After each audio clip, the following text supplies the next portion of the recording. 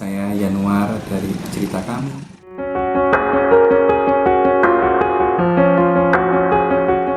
Renungan singkat tentang pengalaman saya saat berkunjung ke Denpasar.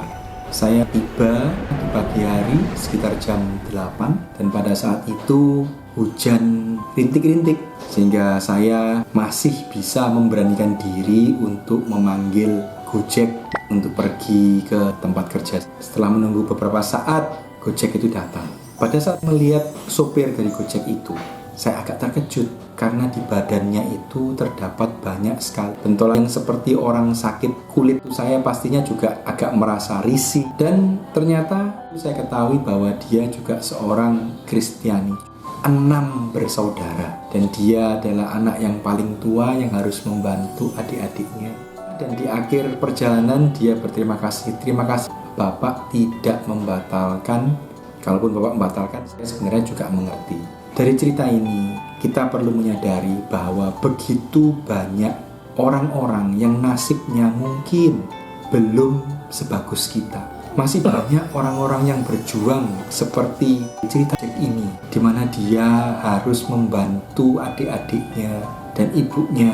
Dan dia sendiri masih menderita penyakit kulit itu.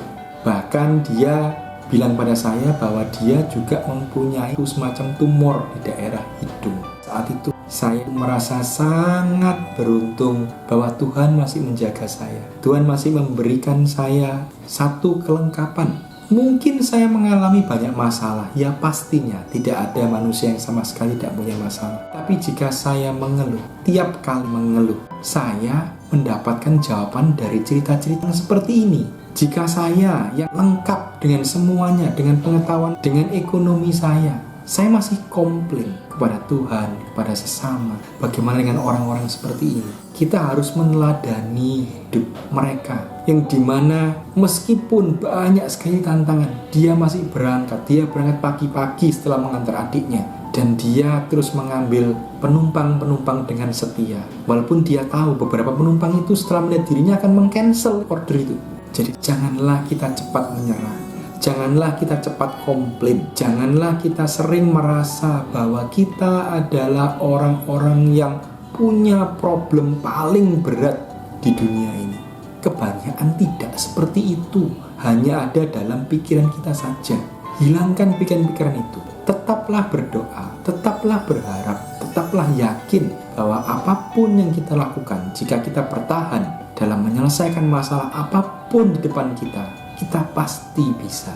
Dan saya ingatkan juga untuk selalu berterima kasih kepada Tuhan atas hari ini, karena kita masih dibangunkan dan nasib kita masih jauh lebih baik daripada orang-orang ini. Selalu setia kepada Tuhan dalam berdoa dan bekerja adalah kunci utama dalam kehidupan ini. Semoga renungan ini bisa bermanfaat. Terima kasih.